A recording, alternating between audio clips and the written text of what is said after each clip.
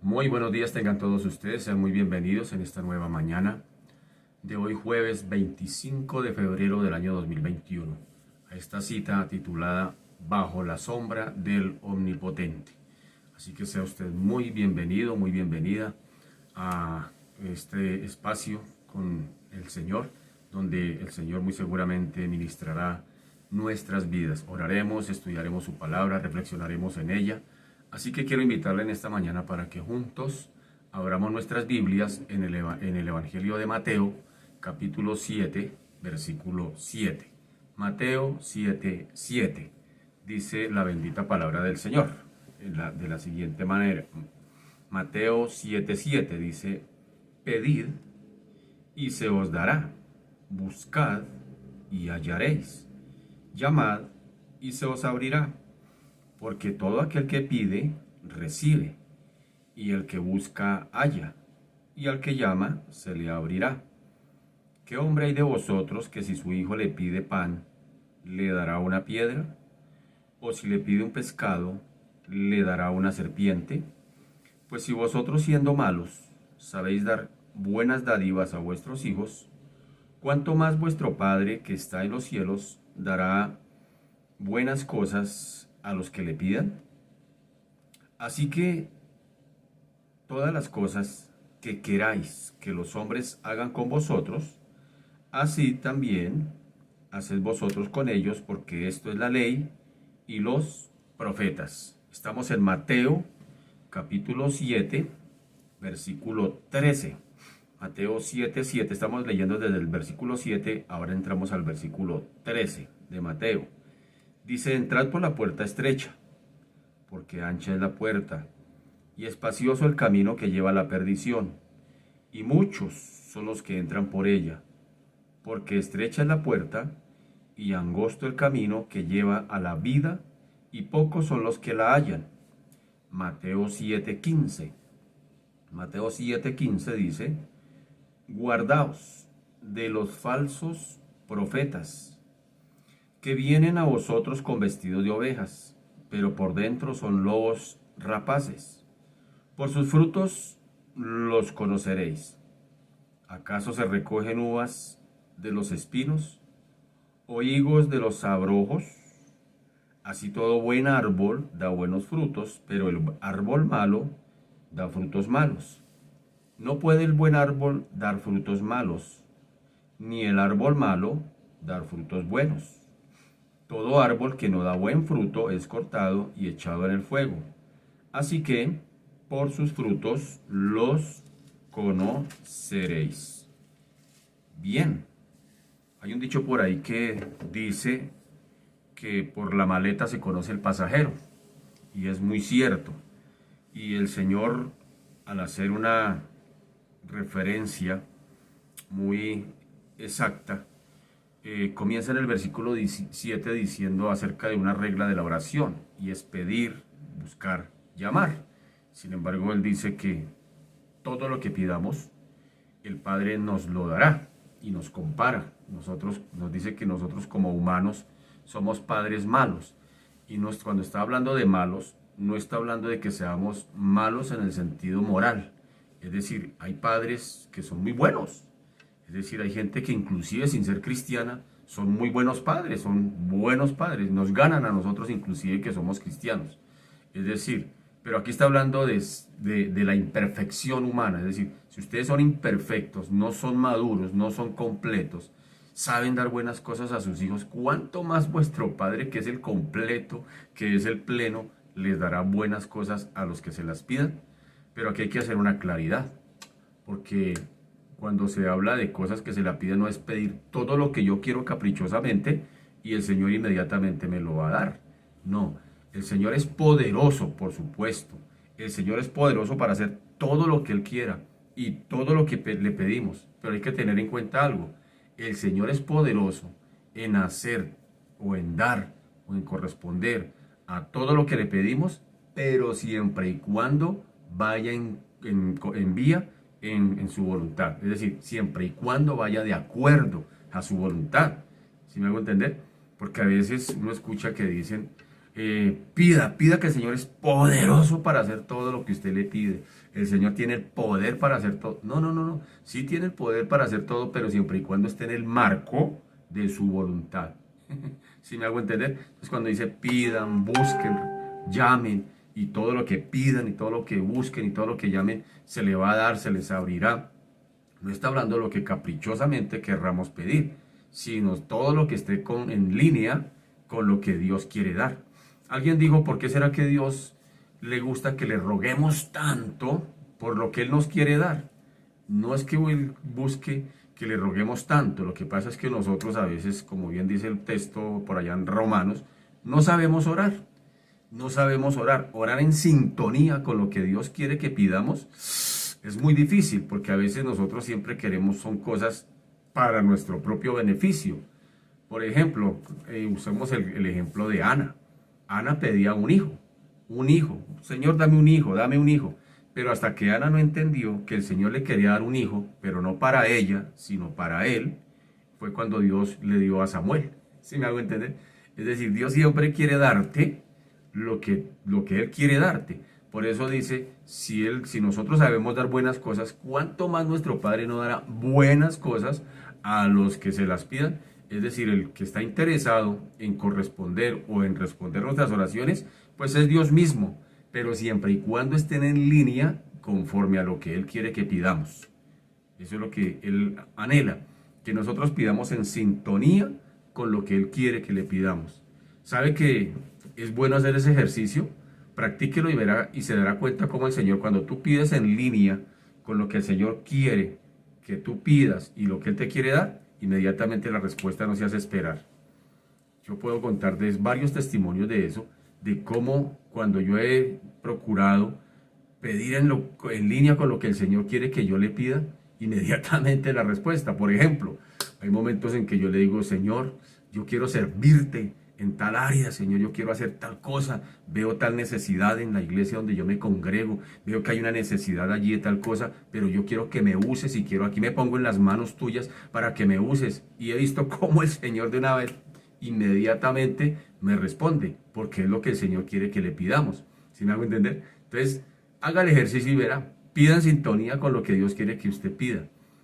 Es difícil, porque como recuerde, siempre hemos dicho, a veces siempre nuestras oraciones están enmarcadas en nosotros mismos, no en Dios. ¿Sí me hago entender? A veces nuestras oraciones son, Señor, sáname, Señor, dame, Señor, sácame de este problema, Señor, dame un buen estilo de vida. Y como que siempre, si no somos conscientes, nuestras oraciones están enfocadas en nosotros y gira alrededor de nosotros y no en Dios.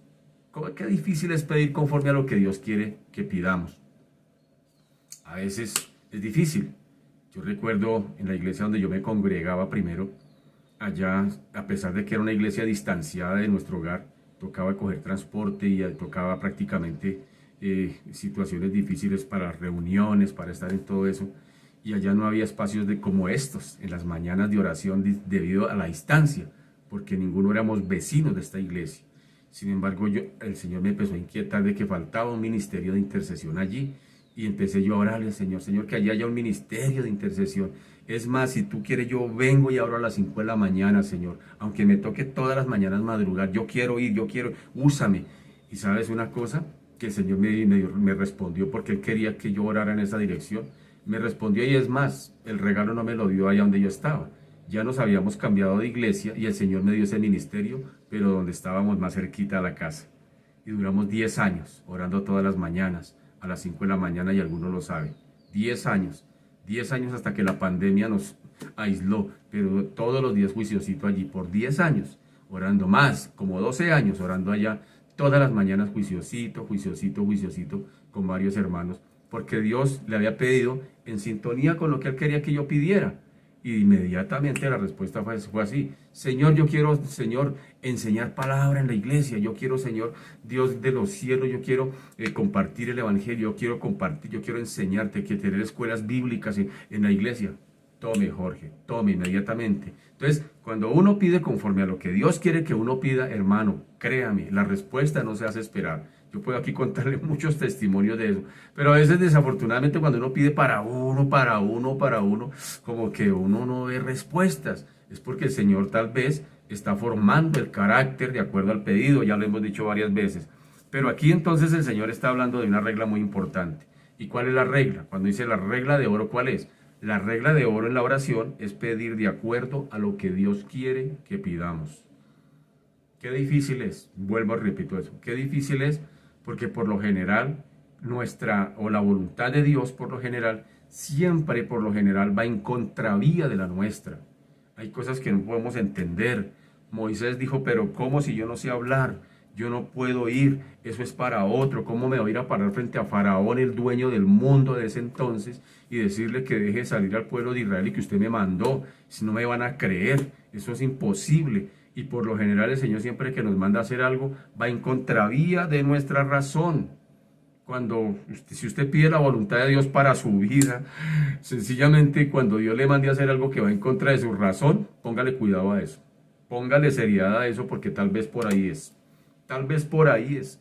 Porque a veces el Señor por lo general, si usted nota desde la Biblia misma, el Señor siempre manda a hacer cosas que van en contra, cosas, digámoslo así, cosas locas, que van en contra de nuestra razón.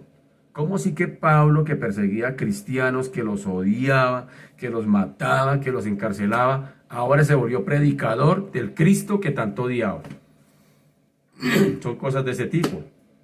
¿Cómo sí que el Hijo de Dios, o Dios mismo, tiene que bajarse a la tierra y morir en una cruz para salvar la humanidad? Cosas que chocan contra la razón. ¿Cómo sí que Moisés tiene que con una varita levantarle y el mar rojo se va a abrir? Eso es como ilógico, parece tonto, parece una tontera. Pero Dios siempre funciona así. Dios siempre funciona así. Y lo bueno es que funciona en contra de nuestra razón, pero también en contra de nuestra incapacidad. Yo no puedo, Señor, eso no es para mí. Y busca otro, te equivocaste. Y sabe que cuando hay un pensamiento así, ese es el candidato que Dios está buscando. Porque no se trata de nosotros ni de nuestras capacidades. Se trata de Dios obrando a través de nosotros. Es decir, un amo divino a través de siervos humanos. Así funciona. ¿Por qué? Porque cuando el trabajo sea hecho, cuando el propósito sea cumplido, entonces ¿quién se va a llevar la gloria? Yo, por mis capacidades, Señor, no, al contrario. Toda la gloria será para Él y el siervo crecerá en fe. Es la manera como funciona la dinámica del reino. Cuando yo entendí eso, inmediatamente empecé a descansar en el Señor y aprendí a entregar mi vida para que empiece a usarla. Entregar mi vida y a renunciar a muchas cosas para que Él haga lo que tenga que hacer. Y hasta aquí yo he visto la gloria del Señor en estos años que llevo de caminar con Él. Y he visto que el Señor me ha sorprendido, que me ha puesto a hacer cosas que yo nunca jamás me imaginé que las iba a hacer. Así que esa es la regla de oro en la oración. Pedir conforme a lo que Dios quiere que pidamos. Conforme a la voluntad de Dios. En sintonía con lo que Dios te quiere dar. Hay que aprender a orarle así. Hay que decirle, Señor, ¿qué quieres tú que yo pida? Porque a veces, Señor, dame una casa, pero que sea conforme a tu voluntad. Pero siempre y cuando no choque y vaya en contravía de la mía. Porque por lo general es eso.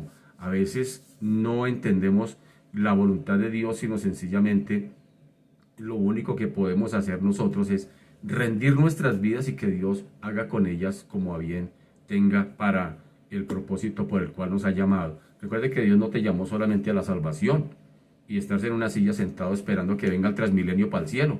No, Señor. El Señor no solamente te llama a la salvación, también te llama a la misión, también te llama al servicio, también te llama a la santificación, también te llama a la redención, también te llama a la glorificación, que serán días futuros. Así que el volverse uno cristiano es apenas el comienzo, es apenas los primeros pasitos del bebé, donde empieza a entrar en lo grande que Dios tiene para hacer en esa vida. Así que, ¿qué tal si en esta mañana partimos por orar, de decirle al Señor que nos enseñe a orar conforme a lo que Él quiere? Porque a veces oramos y oramos y oramos y oramos y no vemos nada. como que usted dice, pero yo tanto que oro y no veo nada, ¿qué pasará? ¿Será que me falta más oración? Metámosle ayunito a ver y empezamos a meterle ayuno y todo, pensando que es por nuestros esfuerzos que Dios se va a mover a misericordia, o a veces le lloramos pensando que nuestras lágrimas lo van a conmover. No, no, no, no, no, no.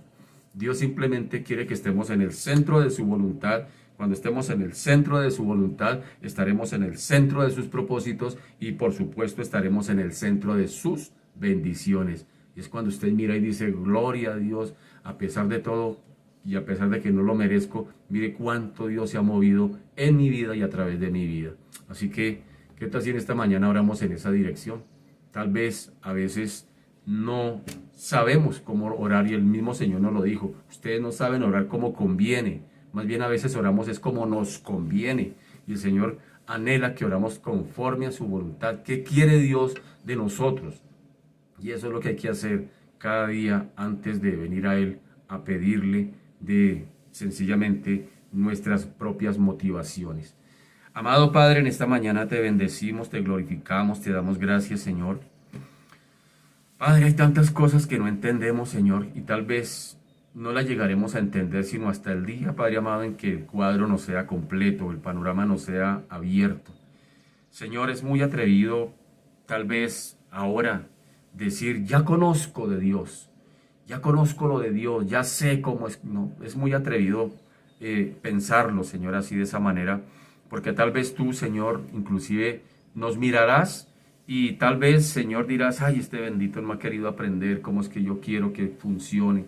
Tal vez tú nos mirarás, bendito Señor, y dirás, Padre amado, este tiene que entender. Y de hecho, tú le dijiste a David, te haré entender y he fijado mis ojos sobre ti. No seas como el mulo, le dijiste al mismo David, Padre amado, Dios de la gloria. Y a veces nos pasa así, no sabes, no entendemos muchas cosas, no comprendemos muchas cosas. No sabemos, Señor, Dios de la gloria, ni siquiera dirigirnos a ti.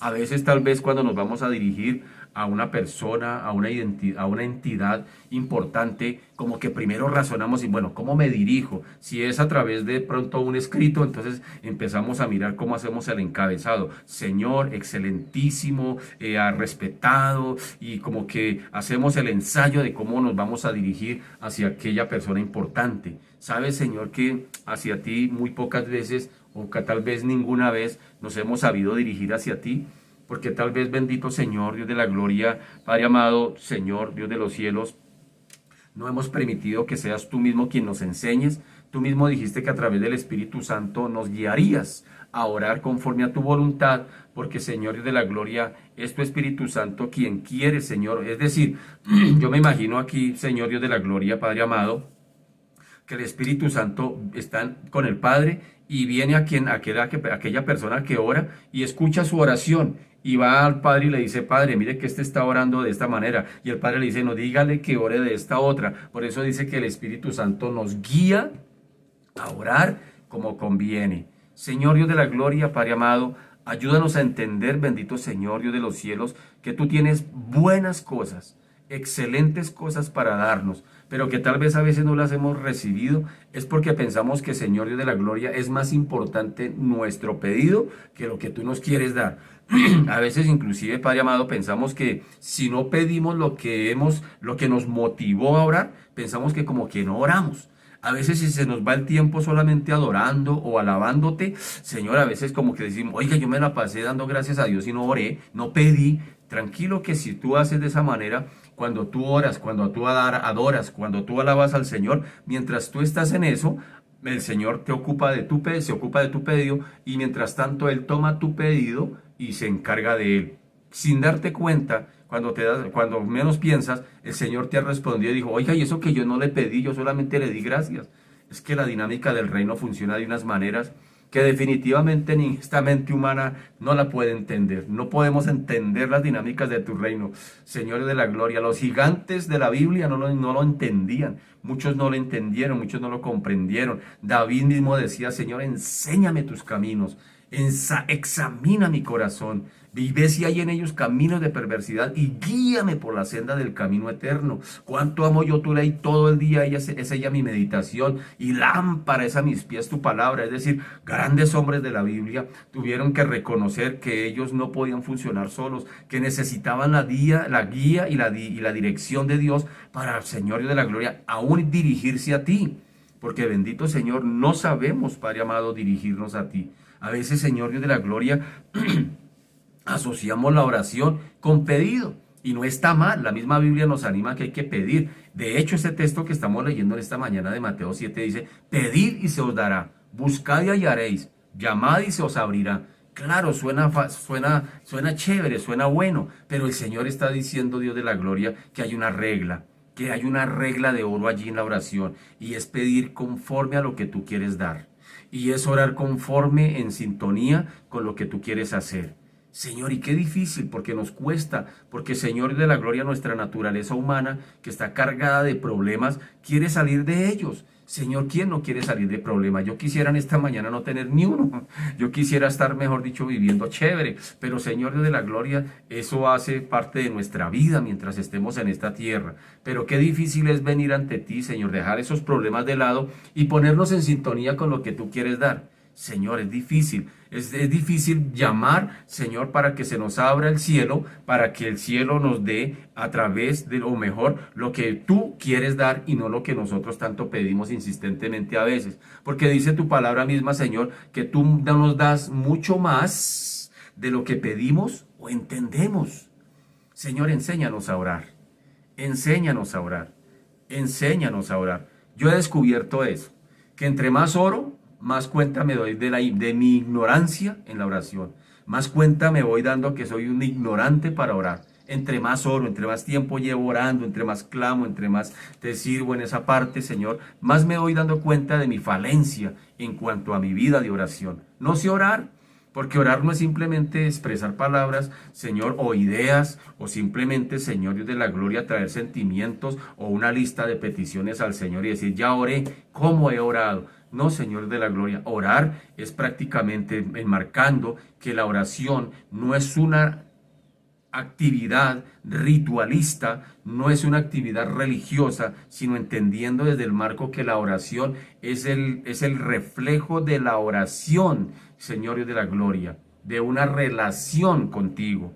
Es decir, más adelante el Señor inclusive por allá dice, por los frutos los conoceréis, por los frutos los conoceréis. Alguien de oración no necesita ventilar a los cuatro vientos que ora, porque sencillamente por los frutos se conocerá. Quien ora se conoce. ¿Por qué? Porque el que ora no es un religioso, el que ora no está cumpliendo con una actividad religiosa, sino está enmarcado, vuelvo y repito, en el marco de la relación que el que ora tiene con a quien ora. Es la expresión, es decir, la oración es mi expresión de mi relación con Cristo. Así como es mi vida de oración, así será mi relación con Cristo. Y eso se refleja, eso se ve, eso se evidencia. No hay necesidad de ventilarlo a los cuatro vientos. No hay necesidad. Por eso el Señor dijo, lo que hagas allá en el secreto, fresco, mijo, que Él se lo recompensará en público. Tranquilo, no necesitas estarlo ventilando. Eso se conoce. Por los frutos los conoceréis, dijo el Señor. Aunque aquí está hablando de los falsos profetas, sin embargo, también vale en esta mañana para aplicarlo a la vida de oración de quien ora. Señor, por los frutos se conoce quien ora. Por los frutos, no por lo que el Señor le haya dado, uy, mírese cómo está de bendecido porque es que es un hombre de oración, mire todo lo que Dios le ha dado, no, sino todo lo que Dios ha hecho. Por eso se conoce a alguien que ora, por lo que Dios ha hecho. ¿Recuerdan a Moisés cuando estaba en el monte 40 días ayunando y orando? Cuando bajó dice que su rostro resplandecía y tuvo que cubrirse. Y la gente ni siquiera él se había dado cuenta. La gente se dio cuenta de, uy, dijo, algo está pasando con Moisés, mire cómo viene resplandeciente. Sencillamente, quien ora, como bien hemos hablado, como es una expresión de la relación de amor con Cristo, pues sencillamente quien ora, sencillamente algo pasará allí. Algo pasará en ese carácter, algo pasará en ese que ora, más que el pedido, porque más que el Señor cumplirnos nuestro pedido que a veces les hacemos, Señor de la gloria, más que interesarse en nuestro pedido, aunque sí está interesado, está más interesado en quien ora, si me hago entender.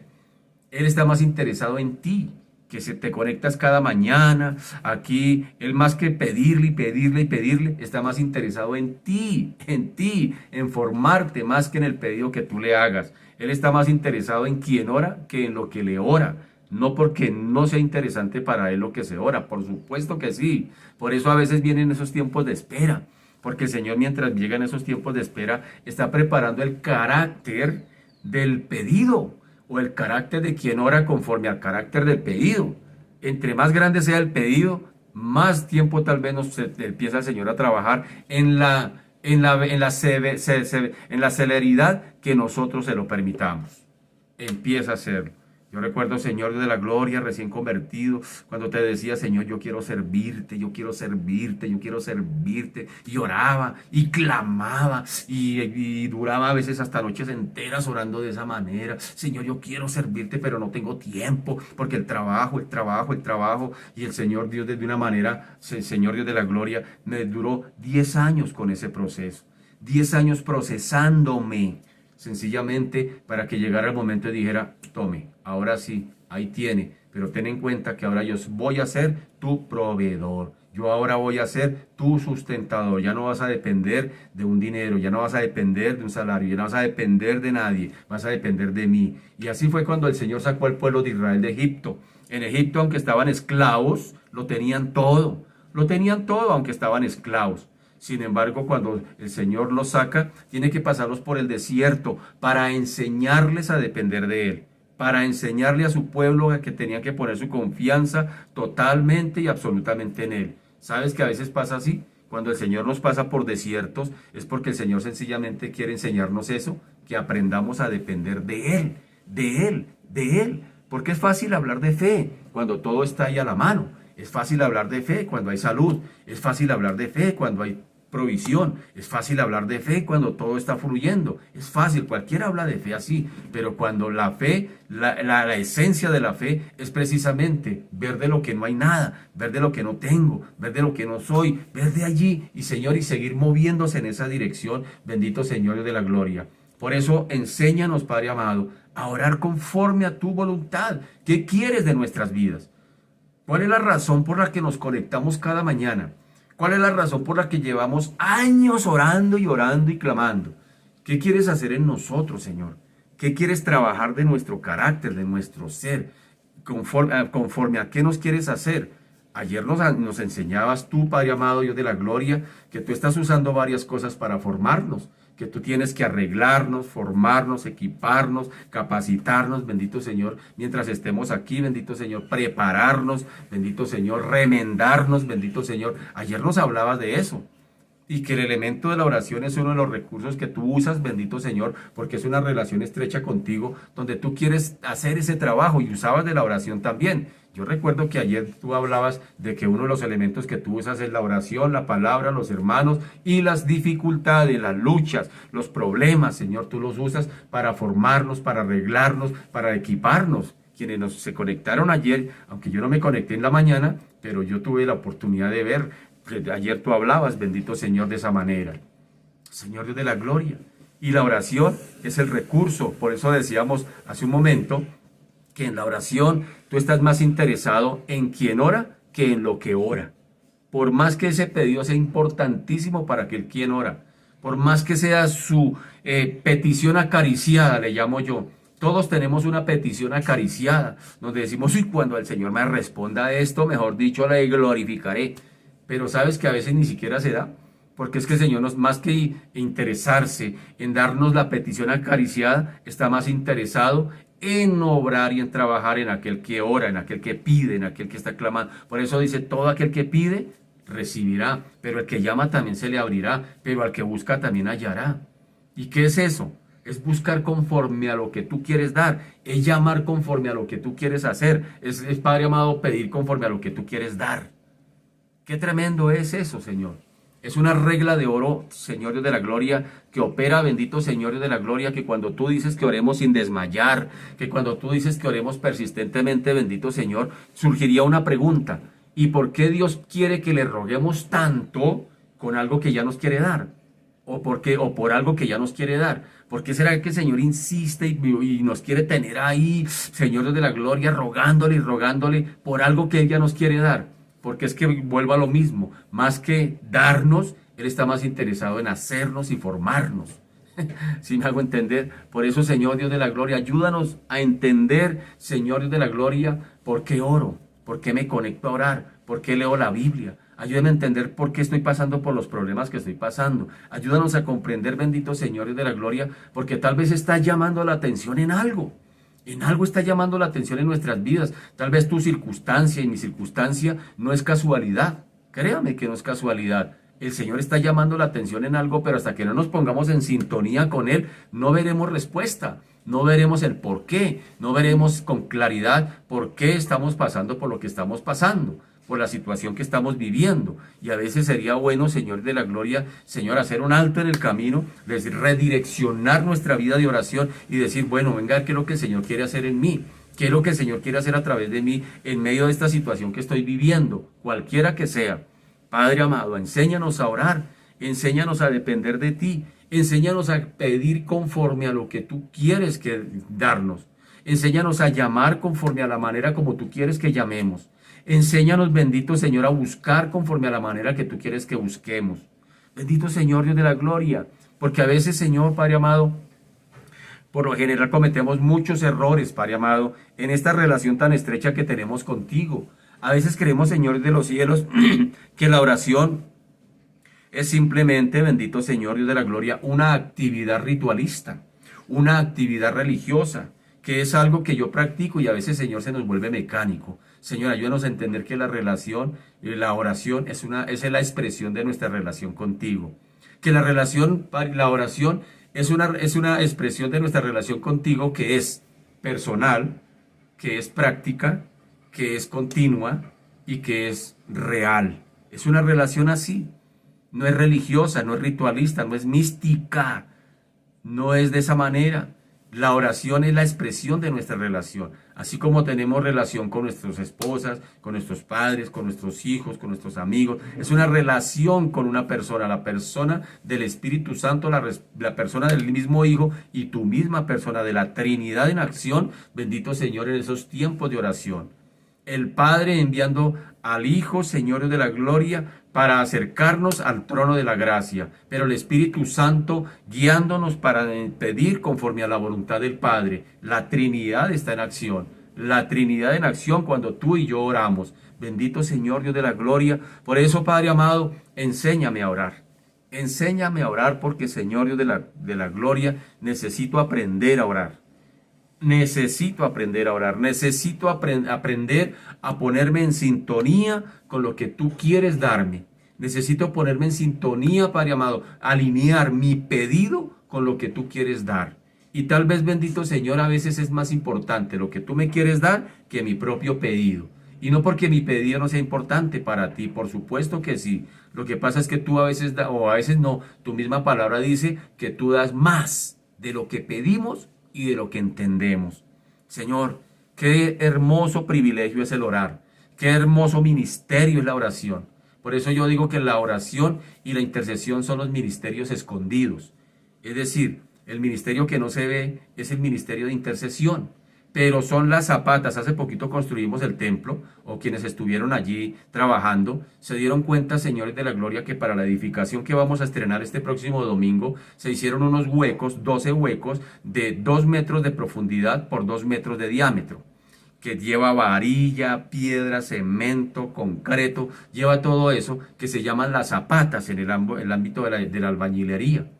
Pero si no fuera por esas zapatas, por más que sean las columnas solas no sostienen. A veces se dice, ese hermano o aquel fulano es la columna de la iglesia. Pero si esa columna no tiene una zapata, la columna también se cae. ¿Sabes? Las zapatas son el ministerio de intercesión.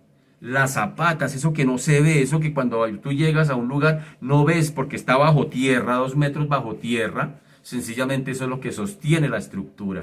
¿Sabes que con la oración se sostienen vidas? con la oración se sostienen familias, con la oración se sostienen ministerios, con la oración se sostienen países, con la oración se sostienen gobiernos. Qué interesante, qué importante ver lo interesantísimo que es la oración. Y Jesús no dejó de practicarla. Jesús dice por allá en Hechos, Dios de la gloria, que Jesús todo lo que él enseñaba lo practicaba. Jesús nunca enseñó algo que no practicara. Y Jesús sí que era de oración. Y Jesús sí que era de oración. Era un hombre de oración, no porque fuera un religioso, no porque fuera un mojigato, no porque fuera un monje, un ermitaño que se iba por ahí para... No, es porque él sabía la relación que tenía con el Padre. Y él dice, mi Padre y yo unidos somos en esa relación mutua. Y eso es lo que el Señor quiere enseñarte a ti y me quiere enseñar a mí. Él en su oración de Juan 17 dice, Padre, yo oro por la iglesia. Oro porque ellos sean uno como tú y yo somos uno. Es decir, que haya una relación mutua con el Padre, con el Hijo y el Espíritu Santo, así como la hay entre el Padre y el Hijo y el Padre allá en el cielo. Es lo que el Señor quiere llevarnos, a que entendamos y comprendamos todo eso. Más que darnos como quien va a un supermercado a pedir y que le dan lo que pide, es más que darnos el pedido, más que respondernos nuestras oraciones. El Señor está más interesado en lo que quiere hacer en ti, en la formación. Ayer nos lo explicaba el Señor. Yo creo que tú te conectaste ayer y el Señor nos lo explicó claritico, que el Señor usa la oración, la palabra, los hermanos y los problemas para formarnos, para equiparnos, para sencillamente capacitarnos, para hacerle frente a estas situaciones aquí, pero prepararnos también para allá. Es lo que el Señor está interesado, es lo que el Señor quiere hacer en ti. Por eso Él anhela que tú y yo oremos, por eso anhela que estemos en el secreto. ¿En el secreto de qué? No es un lugar de la casa, el secreto más que físico es el secreto del corazón, el tú a tú con el Señor. Yo le cuento todo al Señor, cómo estoy, cómo me siento, todo lo que pienso de Él, y el Señor inmediatamente empieza a abrir un panorama tremendo en aquel que ora. La oración es parecido a aquello. Es como si tú te pararas en un bosque de pinos, unos pinos que tienen más o menos 5 o 4 metros de altura. Si tú te paras frente al bosque de pinos, estás parado frente al bosque de pinos, pues sabes que solamente vas a mirar los pinos que están al frente. Pero la oración es como aquel que se sube en uno de esos pinos. El que se sube en uno de esos pinos puede mirar el panorama completo. Eso es lo especial que tiene aquel que ora. Ve más allá que lo que otros ven. Por eso te felicito. Te felicito por ser ese hombre y esa mujer de oración. Tú ves más allá que lo que otros ven. Tú ves más allá que lo que tu familia ve. Tú ves más allá que lo que tu vecino ve. Tú ves, voy a hacer una claridad. No es que seamos más espirituales. No es que seamos más santos. No, seguimos siendo iguales de imperfectos. Lo que pasa es que hay una dimensión diferente. El Señor le habla a aquel que haya. Por eso dice que aquel que busca, aquel que llama, aquel que viene y pide, a ese yo le doy más. A ese yo le doy más. Y vas a experimentar. Haz la prueba y verás cómo el Señor te lleva a dimensiones sobrenaturales donde tú ves más, tienes más discernimiento que otros, que lo que otros no ven. Que lo que otros sencillamente, que aquel que viene desprevenidamente a buscarle, que aquel que viene sencillamente de esa manera a buscarle, Dios no le va a hablar ni le va a mostrar todo lo que tiene para aquel que lo anhela. Para todo aquel que simplemente dice, Señor, yo hoy traigo pedidos, pero quiero que me hables. Quiero que me muestres en qué estoy fallando. Quiero que me muestres cuál es tu voluntad. Quiero que me muestres cómo orar. Quiero que me muestres qué es lo que tú quieres para mí o qué quieres que yo haga. Como dijo Pablo, ¿qué quieres que haga, Señor? ¿Por qué estoy aquí? ¿Cuál es la razón de ser de lo que estoy viviendo? ¿Por qué este problema? ¿Por qué esta situación? ¿Qué estás haciendo en mí? Yo quiero, Señor, conocer eso. Quiero estar en sintonía contigo, bendito Señor, y quiero hacer tu voluntad. Porque esa es la otra razón. No es solamente buscar la voluntad de Dios, sino hacerla. Y tal vez muchos de nosotros ya sabemos para qué nos llamó el Señor. Tal vez muchos de nosotros ya sabemos cuál es la razón de ser por la cual estamos viviendo aquí todavía en esta tierra. Pero todavía como que nos hacemos los que no es con nosotros. Todavía como que evadimos. Todavía como que decimos, sí, Señor, otro día será. No, Señor, muéstrame. Y el Señor ya te mostró hace años qué es lo que quiere de ti, qué es lo que busca de ti. Pero tal vez somos nosotros los que hemos sido un poquito necios y no hemos querido hacer o ponernos en sintonía con lo que Dios quiere que hagamos. Ya dijimos, Señor, que cuando estamos en el centro de la voluntad de Dios, estamos en el centro de sus propósitos, estamos en el centro de sus caminos, estamos en el centro de sus bendiciones. Que es tan fácil, pero es tan difícil Porque no podemos estar en el centro de la voluntad de Dios a menos que nos desajustemos. Ese es el otro problema. Que cuando tú pides, Señor Dios de la gloria, y muestras con claridad cuál es tu voluntad, inmediatamente, Señor, allí viene una crisis de fe para aquel que ora. Y la crisis de fe, bendito Señor, es que allí es donde tiene que aprender a de una vez reconocer quién es Dios y si Él hará lo que dice que hará. Y llega un momento decisivo donde tengo que desajustarme a lo que estoy haciendo hasta aquí y ahora para empezar a ajustarme a la voluntad de Dios, y no es fácil. Eso se llama crisis de fe. Es el momento determinante donde yo determino si verdaderamente sé que Dios es quien dice que es y hará lo que dice que hará. Y hay momentos decisivos, mi querido. Cristo mismo dice Filipenses 2 que Él tuvo que despojarse, no castigó ser igual a Dios, sino que se despojó de todo y vino aquí a la tierra a hacerse humano y morir en una cruz para salvarte y para salvarme. Pablo tuvo que dejar de ser persecutor de cristianos para volverse predicador del evangelio que tanto odiaba, de hablar del Cristo que tanto odiaba. Los apóstoles tuvieron que dejar sus oficios para alinearse en sintonía con lo que la voluntad de Dios para ellos. David igual era pastor de ovejas y tuvo que dejar de lado las ovejitas para ir a ser el rey de Israel. Moisés tuvo que dejar el oficio de las ovejas de su suegro Jetro para ir y pararse frente a Faraón y decirle que Dios te manda a decir que, ¿sabes que así es como funciona? No podemos hacer la voluntad de Dios desde donde estamos, mi querido. No se puede, por más que tú ores, por más que tú clames. Esa es la oración. En la oración está más interesado Dios en formarte, en llevarte para que estés en sintonía con lo que Él quiere hacer y con lo que Él quiere darte. Haz la prueba y lo verás, te reto. Haz la prueba, dile, Señor, ¿qué quieres que yo haga? Y verá cómo el Señor te empieza a mostrar el panorama. Y cuando tú te alineas con lo que Él quiere hacer, cuando tú te alineas con lo que Él te quiere dar, cuando tú te alineas con lo que Él quiere hacer, inmediatamente la respuesta viene así. Al instante, es instantánea. Cuando tú dejas los miedos, cuando tú dejas los prejuicios, cuando tú dejas tus propios razonamientos y te colocas y te ubicas donde Dios quiere que estés, allí empiezas a ver respuestas de Dios. Y no son tus respuestas, sino las respuestas de Dios. Empiezas a ver que Dios te dio mucho más de lo que tú pedías. Y empiezas a ser agradecido y decir, gracias Dios por no haberme dado lo que tanto te pedía insistentemente por años. Gracias por no habérmelo dado, porque hoy entiendo que me diste mucho más. Así lo hace el Señor. Así funciona. Es la manera. El Señor mismo, Jesucristo mismo dijo, Padre, si es posible pase de mí esta copa. ¿Se imagina usted si Dios le hubiera respondido a esa oración? Si Dios le hubiera dicho a Cristo, bueno, hijo mío, entonces te amo tanto que no vas a ir a la cruz. Hermano, se hubiera frustrado el plan de salvación. Se hubiera frustrado el plan, el propósito por el cual Dios había enviado al Hijo. Pero las cosas tenían que cumplirse conforme a lo que el Padre había establecido. Y cuando el Hijo sencillamente aceptó y obedeció porque aprendió la obediencia, dice la Escritura, inmediatamente dice que el Padre le glorificó, y no solamente le glorificó, sino que además salvó a la humanidad. El sello de garantía de la obra de Cristo es su resurrección, que el Padre le resucitó de entre los muertos y lo sentó a la diestra del Padre, es decir, le dio autoridad para que en ese nombre se doble toda rodilla de los que están en la tierra, debajo de la tierra y en los cielos y en todo lugar.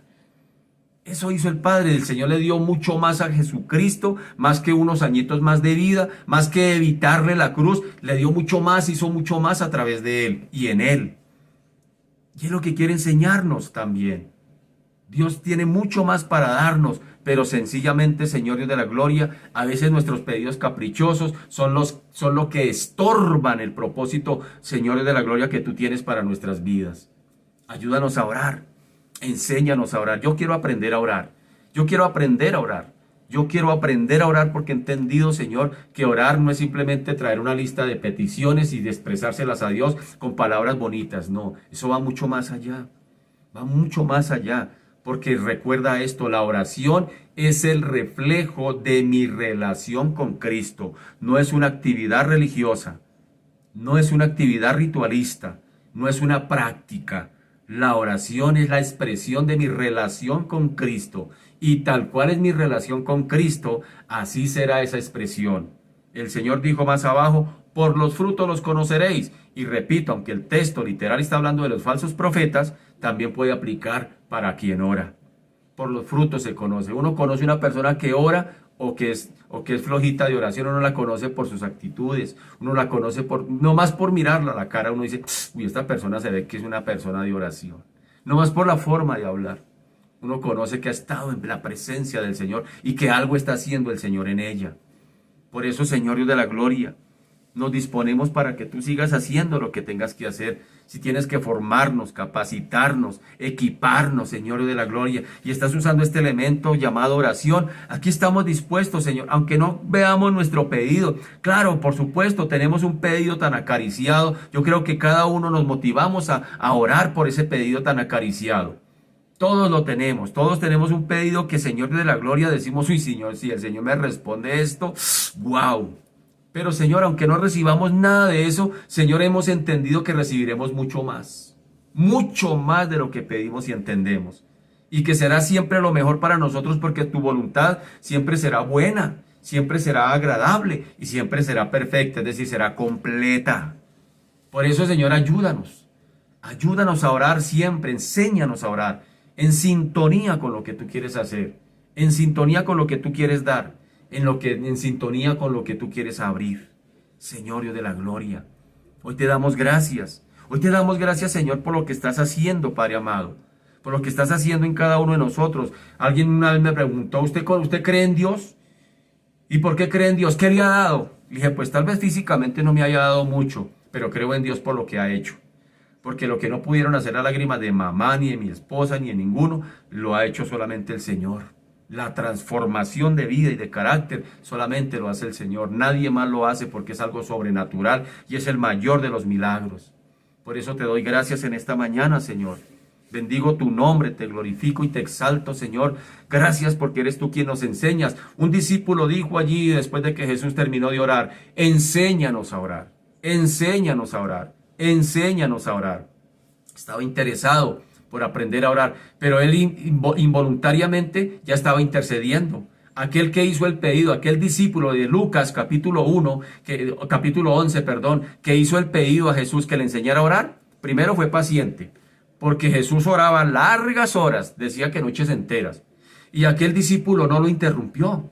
Dice que cuando Jesús acabó de orar, es decir, él esperó, no lo interrumpió en su tiempo de oración para que le enseñara a orar, sino esperó hasta que Jesús terminó de orar, inmediatamente le dijo, Señor, enséñanos. No dijo, ay Señor, enséñame, dijo, enséñanos. Ella estaba intercediendo, sin darse cuenta ya estaba orando, sin darse cuenta ya era un intercesor. Señor, enséñanos a orar.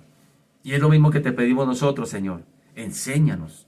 Enséñanos, porque definitivamente, Señor Dios de la gloria, entre más oramos, entre más creemos que oramos, más nos vamos dando cuenta que necesitamos aprenderlo, que necesitamos aprender la, Señor, regla importante en la oración. Y la regla importante es pedir, llamar y buscar conforme a lo que tú quieres hacer y dar. Padre amado, gracias te damos en esta mañana, te bendecimos. Glorificamos tu nombre, Señor, y te damos a ti toda la gloria.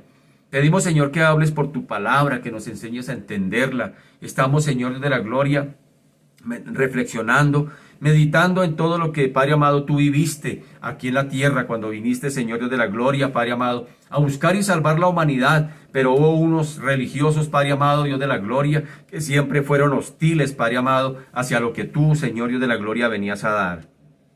No quisieron creer, cerraron la puerta de la posibilidad de creerte a ti, Padre amado. Aún viendo las señales, aún viendo los milagros, se negaron, Padre amado, voluntariamente a creer. Hoy oramos, Señor Dios de la gloria, que nos ayudes, Padre amado, si hay algún atisbo de ese carácter religioso en nosotros que tuvieron los fariseos, los saduceos, los escribas, Padre amado, el Sanedrín. Ayúdanos, Señor, si hay algo allí que arreglar, que no solamente nos pongamos a mirar hacia atrás y decir, uy, pues qué gente, oiga, cómo se comportaron, sino que también esa palabra penetre en nuestras vidas.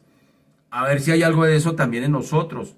A ver si hay algo de eso también en cada uno de nosotros, Padre amado, que todavía como aquellos líderes religiosos, demuéstrenos. Y tal vez todavía nosotros, Padre amado, estamos diciendo, Señor, demuéstrenos que tú eres Jesús. Demuestre. Si tú haces un milagro, te creeré. Si tú te mueves en mi vida, verdaderamente te serviré. Si tú haces tal cosa, y el Señor dijo, por los frutos los conoceréis. Y el mismo Señor le dijo a aquellos, ya han visto mis señales, ya han visto mis obras. Por los frutos me conocen, vea, ahí están. Las obras de mi Padre ahí están. Y sabes que así el mismo Señor hoy nos dice lo mismo.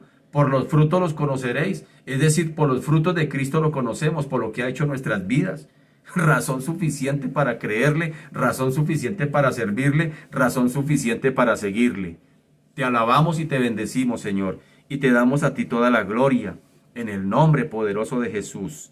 Amén y amén. Bien, mis amados, muy buenos días para todos una vez más. Sean ustedes muy bienvenidos.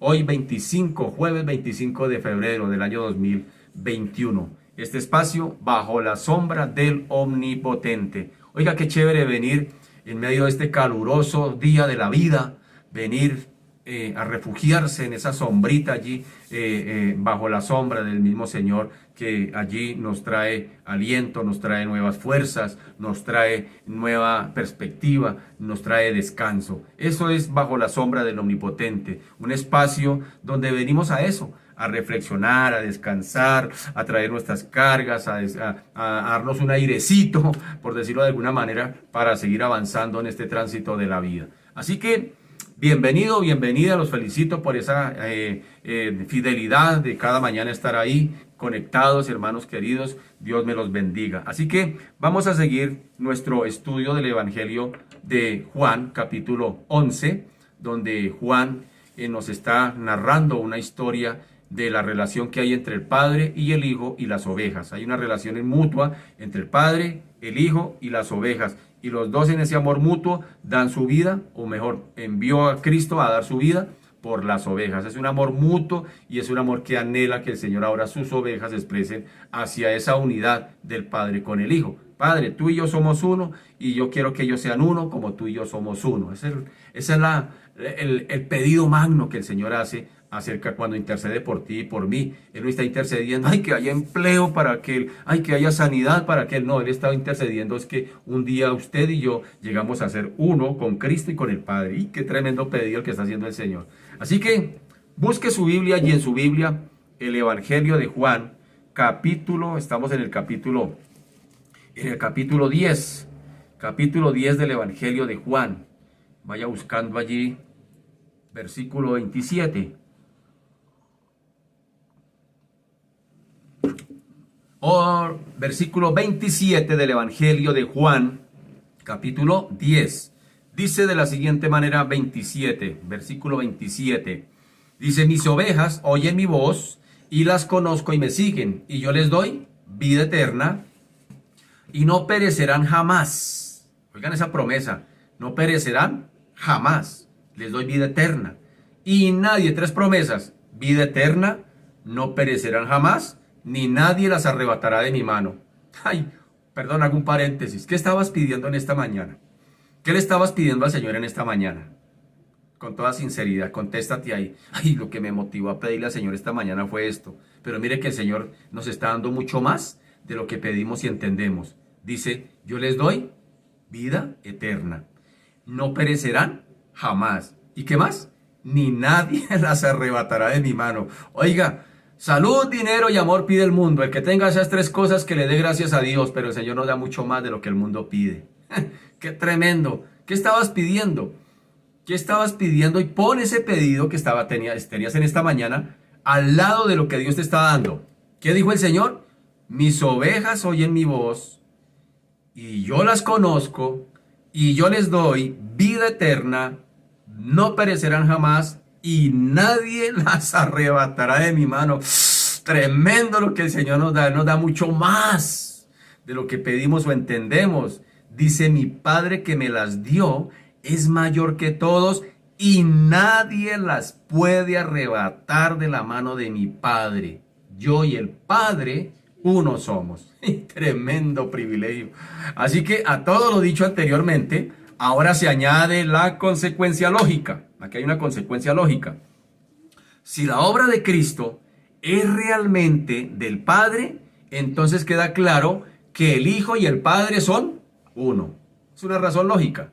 Si el Hijo está haciendo las obras que el Padre le dio, pues sencillamente significa que el Hijo y el Padre son uno. Por lo tanto, somos guardados. ¡Qué tremendo! Somos guardados por la mano del Padre, pero también por la mano del Hijo. Porque dice, mi Padre que me las dio es mayor que todos y nadie las puede arrebatar de la mano de mi Padre. ¿Sí nota? ¿Sí nota eso? Yo y el Padre uno somos. ¡Qué promesa maravillosa! Que el Padre y el Hijo nos guardan. Que el Padre y el Hijo nos protegen, que el Padre y el Hijo no permite que nadie nos arrebate de sus manos. Ahora bien, debemos entender entonces, surge una pregunta acá, debemos entender esta unidad entre el Padre y el Hijo únicamente como una unidad moral o de propósito. Bueno, en el contexto de nuestro pasaje que estamos viendo aquí, vemos que a los judíos que escuchaban a Jesús no les quedó ninguna duda de que él estaba blasfemando. Porque de sus palabras se desprendía con claridad que también estaba diciendo que había una identidad de naturaleza, de esencia, de poder entre el Padre y el Hijo. Es decir, ellos chocaban con eso. ¿Cómo sí que que es de Nazaret? ¿Cómo sí que su mamá es María, su papá es José, de ese pueblito allá de Nazaret, un pueblo polvoriento que no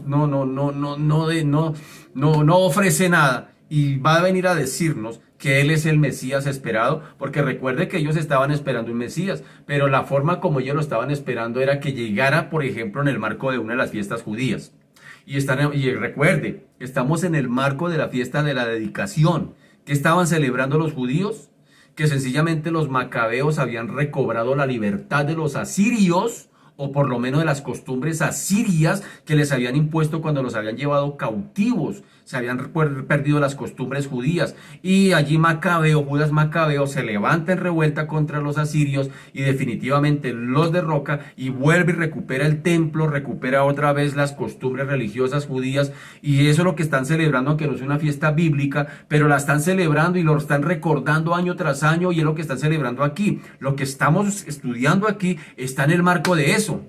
Es como cuando, por ejemplo, se está celebrando aquí en Colombia la independencia de los españoles, y vean que vean, y estamos celebrando, pero estamos esperando que algo suceda. Si se han dado cuenta, por ejemplo, que cuando hay protestas en las calles, algunos aprovechan esas protestas para infiltrarse, para formar caos. Más o menos era lo que pasaba en Jerusalén. Cuando se celebraba una fiesta especialmente de tipo político, ellos esperaban que en cualquier momento apareciera el Mesías político que ellos esperaran y definitivamente impusiese, derrocar ese gobierno, derrocar ese imperio, se sentara allí, y la mamá de Jacob y de Juan dijo: mi hijito, Jesús, cuando tú estés allí, diga que uno esté a la derecha y que el otro esté a la izquierda. Judas, que era el financiero del ministerio, decía: uy, cuando estemos allí, yo voy a ser el ministerio y el ministro de Hacienda, y si aquí me estoy llenando de plata, y cuando estemos allí me voy a llenar de mucha más plata. Es decir, el concepto que ellos tenían de un Mesías era un Mesías político, terrenal, que iba a venir aquí a imponer de una vez su autoridad, y iba a poner orden ahora sí y justicia social para todos. Por eso para ellos quedaba claro que Jesús estaba blasfemando. Eso era una blasfemia atreverse a decir que el Padre y él eran uno, porque para los judíos era grave, porque los dos pilares del imperio judío eran la política y la religión. Y alguien que se atribuyera decir que es Dios o hijo de Dios, esto era merecedor de muerte. Era una blasfemia y era meritorio de muerte. Así que para los judíos que están escuchando, sencillamente al conocer el hombre Jesús, el de Nazaret, el vecino que todos querían tener, el amigo que todos querían tener, eso para ellos chocaba. No lo podían creer, y por eso Jesús, cuando sale de Nazaret, o prácticamente lo echan, él dice: definitivamente no hay profeta sin honra, sino en su propia tierra. Oiga, qué triste. En la parte donde a uno menos le creen es donde lo conocen. Pero así es, y así funciona. A Jesús le sucedió. Así que esa fue una de las razones, una vez más, por la que tomaron piedras. Dice que tomaron piedras con la intención de apedrearle. Está blasfemando. Y hay que, la Biblia dice, o las escrituras dicen, la ley nos dice que al que blasfeme contra Dios tiene que morir apedreado. Estaban pretendiendo que estaban cumpliendo la ley, porque Jesús, según para ellos, era un blasfemo. Notemos que Jesús tampoco hizo ningún intento por corregir algún error en la interpretación de sus palabras. Oiga, qué bonito. El Señor no cambió el mensaje. El Señor no dijo, estoy hablando como duro, voy a hablarles un poquitico más porque los tengo como ofendidos, voy a suavizarles el evangelio. Esto es una gran lección para ti y para mí, que tenemos esta gran responsabilidad, mi querido, de predicar el evangelio, de ponernos frente a estos medios, de pararnos frente a un púlpito y darle la cara a un grupo de personas. No la tenemos fácil, no la tenemos fácil porque estamos en medio de dos fuegos. O agradamos al oyente o agradamos a quien nos envió a decirle eso al oyente. Estamos en dos fuegos, así que tenemos que tomar una decisión a quien queremos agradar. Y a veces el mensaje del evangelio no es muy alentador, o a veces no es muy empático con muchos oyentes. A veces por eso hemos dicho muchas veces que la cruz de Cristo ofende el orgullo humano, ofende la naturaleza humana, ofende sencillamente la razón humana. Y a la gente no le gusta porque se confronta, pero hay que hacerlo. Hay que hacerlo, al pecador hay que confrontarlo con su condición de pecado, si no nunca se va a dar cuenta que necesita un salvador. El que no es consciente de que está enfermo, pues nunca va a ir al médico, y así pasa con el pecador. Si uno no lo confronta y le dice tú eres pecador y necesitas un salvador, pues si no se confronta con el pecado, nunca va a haber la necesidad de un salvador, y nos va a salir como siempre decíamos nosotros: yo no necesito arrepentirme de nada. ¿Arrepentirme de qué?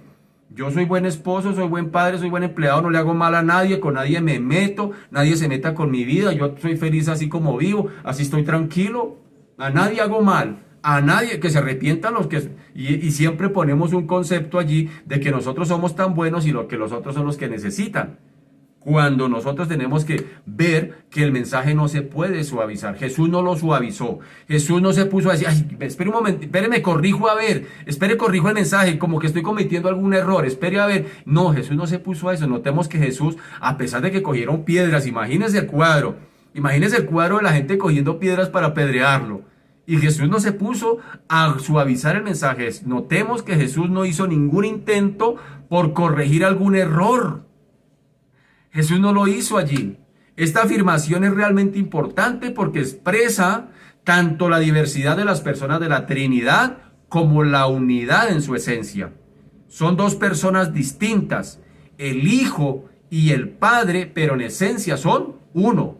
A los judíos se les había enseñado: oye Israel, por ahí en Deuteronomio, oye Israel, Jehová tu Dios, uno es.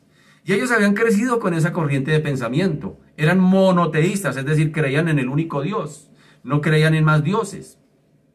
Sin embargo, cuando Jesús viene y dice, el Padre y yo uno somos, entonces ya como si ahora son dos, nos toca repartirnos nuestra fe en dos, a cada uno le damos un pedacito, o tenemos que creer en dos personas distintas de una manera distinta. Eso para el pensamiento judío chocaba, y de alguna manera sería bueno comprenderlos. De alguna manera es entendible, porque a ellos les habían enseñado: oye Israel, Jehová tu Dios uno es, por allá en Deuteronomio, en la ley se les había enseñado eso. Y ahora cuando Jesús dice que él y el Padre son uno, pues esto también choca para ellos. Y pues gracias a Dios que usted y yo no nacimos allí, hermanos, si no también hubiéramos pensado igual.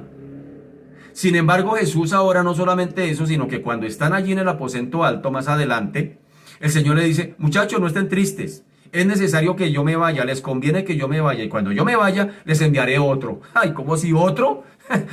Yo me imagino a Pedrito, yo me imagino a Juan, yo me imagino al mismo Judas, yo me imagino a los apóstoles que ya habrán crecido con esa corriente de pensamiento de que había un solo Dios, y ellos tenían que empezar a cambiar ese chip y entender que había una Trinidad en una sola persona. Ellos no lo entendían así.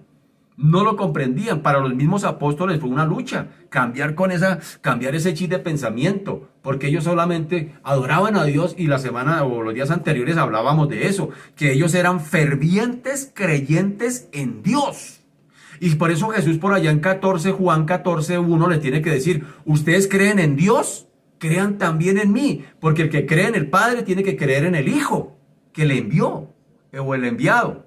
Así que esto el Señor estaba chocando o poniéndolos allí para que empezara reforzándolos, para que cambiaran su manera de pensar. Y por eso más adelante dice, nadie puede colocar un remiendo nuevo en un paño viejo. Y cuando estaba hablando del paño viejo era que tenía que romper con toda esa tradición vieja de la forma de creer y empezar a creer ahora en el Hijo. Ahora había entrado en escena el Hijo y ahora tenían que creer. Él era el Mesías que tanto hablaban las Escrituras, pero ellos tenían que romper ese pensamiento. Qué tremendo eso. Así que cuando él le habla de que el Hijo y el Padre son uno, pues en esencia son uno. Son dos personas distintas, el Padre y el Hijo, pero en esencia son uno. Y con la Trinidad siguen siendo uno, es decir, con el Espíritu Santo. Jesús volvió a definir definitivamente esta unidad con el Padre un poco más adelante. Recordemos por allá en el capítulo 10, donde él dice, el Padre está en mí y yo en el Padre. Y en otra ocasión también afirmó de lo mismo. Dice, yo soy el Padre, yo soy en el Padre y el Padre en mí. Por allá en Juan 14:11.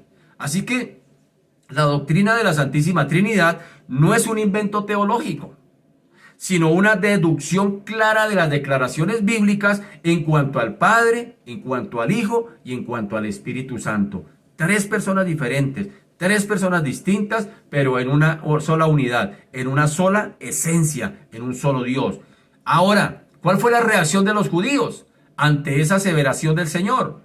Bueno, ya vimos que tomaron piedras para apedrearle. Los judíos habían pedido a Jesús que les demostrara si él era el Mesías, como hasta el día de hoy sucede, ¿no? Hasta el día de hoy, si yo no veo, no creo. Y Jesús enseñó, hay que creer para ver, le dijo a Marta, Martica, ¿no te he dicho que si crees, verás la gloria de Dios? Pero el mundo te ha enseñado que hay que ver para creer. Y hasta el día de hoy funciona así. El sistema del mundo en cuanto a las cosas de Dios, si no ven nada sorprendente, si no ven cosas latentes, patentes, que se vean, palpables, pues como que la gente dice, no, eso es tontera. El evangelio es tontera porque yo no veo nada. Aún nosotros como pueblo de Dios, a veces nos desanimamos y nos decepcionamos en nuestra vida de oración, porque oramos y como que no vemos nada. ¿No te ha pasado que a veces uno se va a conectar en las mañanas y otra vez a orar y no veo nada, no pasa nada, ¿qué será? Pero gracias al Señor que esta mañana nos habló clarito en la oración y nos dijo que tocaba pedir en sintonía con lo que Él quiere dar, porque es más importante lo que Él quiere darnos que tal vez lo que nosotros pidamos. Así que, una vez más, esto agitó definitivamente cuando Él dijo que los judíos, mejor, le habían pedido, demuéstrenos que eres el Mesías, demuéstrenos y le creeremos. Pero Él hizo mucho más que eso. Pues proclamó su unidad esencial con el Padre. Esto agitó definitivamente la furia de los judíos. Y entonces fue cuando tomaron piedras, querían despedazarlo. Dice que volvieron, o sea que ya habían tomado piedras anteriormente. Volvieron a tomar piedras para apedrearle. Estaban tan indignados que no iban a esperar un fallo en el Sanedrín. Porque recuerda que a alguien, la ley les decía, que alguien antes de ser juzgado tenía que haber sido oído por mínimo 2 testigos, pero ellos no estaban dispuestos a esperar eso. No estaban dispuestos, antes de llevarlos ante los 2 testigos, antes de llevarlos a una indagatoria, hay que apedrear, acabemos con esto de una vez, y tomaron piedras y querían ir a apedrearle. No estaban dispuestos, estaban tan indignados, estaban tan iracundos que definitivamente no podían resistir. Sus oídos les rechinaban esas palabras de Jesús, que Él dijera, el Padre y yo uno somos. Así que en ese momento aquellas personas religiosas de apariencia, de esa aparente piedad, porque la palabra piedad significa alguien que agrada a Dios, alguien que quiere agradar a Dios, eso significa ser un piadoso. Y ellos con su falsa piedad, esas personas religiosas sacaron fuera toda la violencia que había en ellos, todo ese carácter asesino, porque querían matarlo. Apedrearlo no era pegarle unas pedraditas, querían matarlo a piedra. No era pegarle unas pedradas para que aprenda la lección. No, era matarlo a piedra, porque la ley de ellos les decía que el que blasfemara contra Dios debería ser apedreado hasta morir. Así que esa furia hizo que de ellos saliera lo peor. Oiga, qué tremendo. Una vez escuché una predicación y a un predicador famoso que decía que definitivamente si no fuera por el Espíritu Santo, de nosotros saldría el verdadero carácter que hay en nosotros. Saldría ese verdadero yo, con todos sus demonios verdaderamente, y sería tremendo gracias al Espíritu Santo que vive en nosotros. Porque si saliera el verdadero carácter de la naturaleza caída e infectada por el pecado, Pablo lo dijo muy claro. Pablo dijo: miserable de mí que soy vendido al pecado, porque hacer el bien que quiero no puedo, sino que termino haciendo el mal que no quiero, porque porque hay una ley que me invita a hacer lo bueno, pero hay otra ley en mis miembros que me evita y me llevas a hacer lo que no está bien. Pablo fue consciente de esa naturaleza pecaminosa infectada que había en él, a pesar de ser un hombre de Dios. Sin embargo, allí estos líderes religiosos, estos santos allí aparentemente santurrones, estos que estaban allí sencillamente con una falsa piedad, estos sacaron en medio de esa furia el verdadero carácter que había en ellos y cogieron piedras y querían, sacaron su instinto asesino. Tremendo eso. ¿Y no eran hombres de ley? No eran fariseos, no eran hombres que oraban, que decían que ayunaban 3 veces a la semana, que ofrendaban y diezmaban. No eran hombres de templo, hay aquel ser que se meta con el templo. Pero en ese momento no resistieron las palabras de Jesús y quisieron asesinarle. Sacaron ese instinto asesino. Oiga, qué tremendo lo que hay en el ser humano. ¿Sí ve? Y a pesar de que estaban vestidos de mantos de religiosidad y revestidos de mantos de falsa piedad, sin embargo, en esa furia, esas palabras de Jesús les retumbaron tanto en los oídos que definitivamente sacaron lo que realmente eran, lo que realmente había en su carácter. ¿Qué aplicación le podemos dar a esto, mi querido? Deja de estar debatiendo con otras corrientes, hermano, acerca de la palabra del Señor. La Biblia no es para debates. Tristemente es decirlo, pero uno ve en las redes sociales a veces como, hermano, que fulano dijo esto, y el otro dijo esto, y el otro dijo aquello, y y nos la pasamos perdiendo el tiempo en debates teológicos, debates religiosos, debates bíblicos. El Señor no nos mandó a eso, mi querido. Tú no tienes la verdad completa, yo tampoco la tengo. Apenas atisbamos algunos rasgos de ella, otros tendrán otro rasgo de la verdad, pero ninguno puede decir, ya la verdad está completa y fuera de nosotros no hay salvación. Yo pertenezco a la comunidad tal y fuera de ella no hay salvación. Yo soy la cuarta persona de la Trinidad, ojo con eso. Porque miren el problema en el que se estaban metiendo estos líderes religiosos. Eran los fariseos, eran el Sanedrín, eran de donde venían los sumos sacerdotes según el imperio, saduceos.